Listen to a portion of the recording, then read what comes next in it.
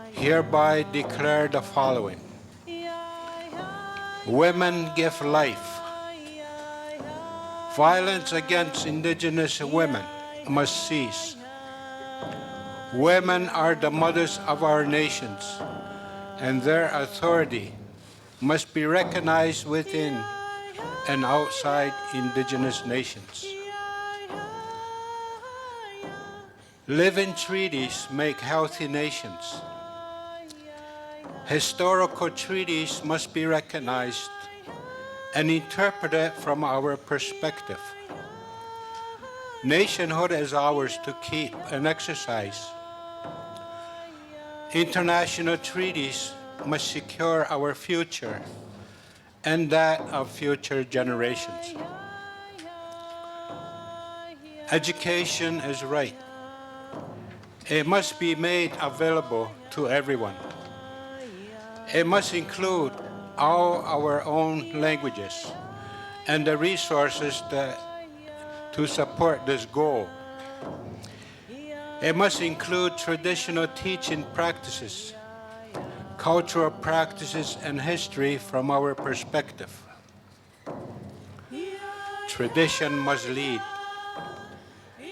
Indigenous leaders who hold traditional values, beliefs, and cultures must be recognized and respected as leaders in their own right and by the world.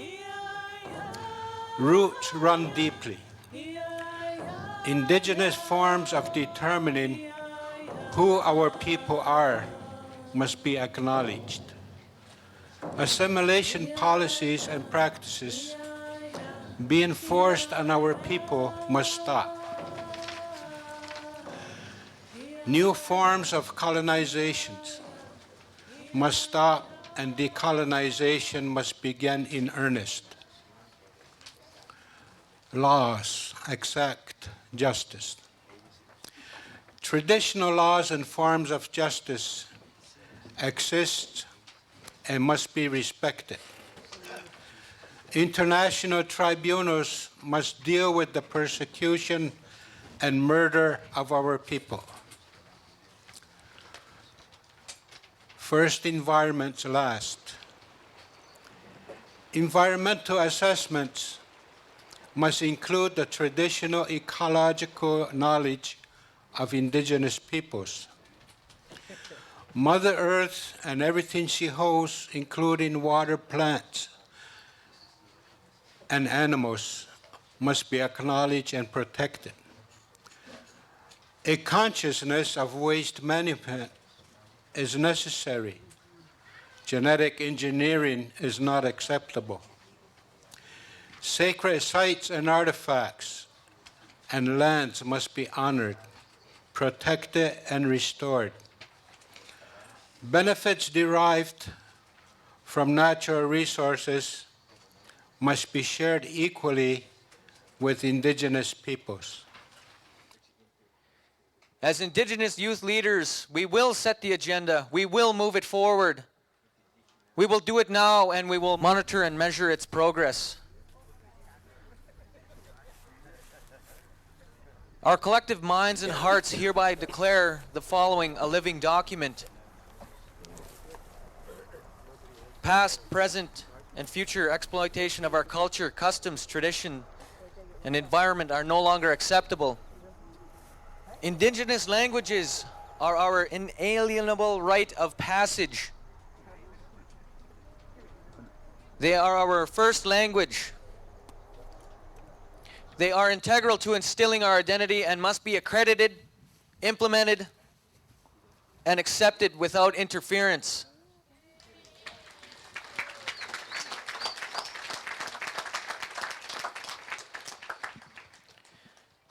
Young leaders must be represented at all gatherings to reflect, network, debate, and to make decisions on matters affecting us and that of our communities. Youth have a right to create opportunities so we can live a healthy traditional lifestyle, to nurture our talents, whether they are traditional, artistic, athletic, or academic. Youth have a right and responsibility to practice a traditional way of life, whereas guardians, we implore ourselves to take action to protect, preserve, and restore Mother Earth and all creation, and to free our people from hindrance and prosecution.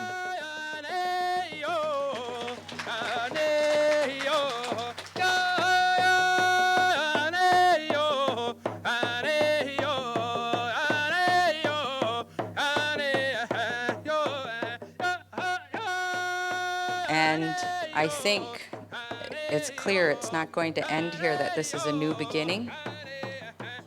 And I imagine it's going to be the children who will take that lead and where it goes next. It's handed over to the youth.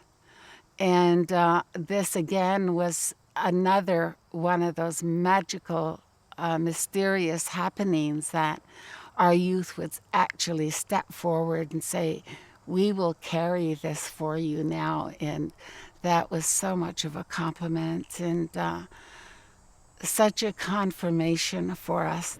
Spirit of the Youth formulated out of the 2004 International Elders Summit. And at the summit, we determined that we are going to follow through with the words that we wrote on that declaration and the words that we're going to live by. So we formulated a group in response to that that's going to continue to work towards our goals, our message.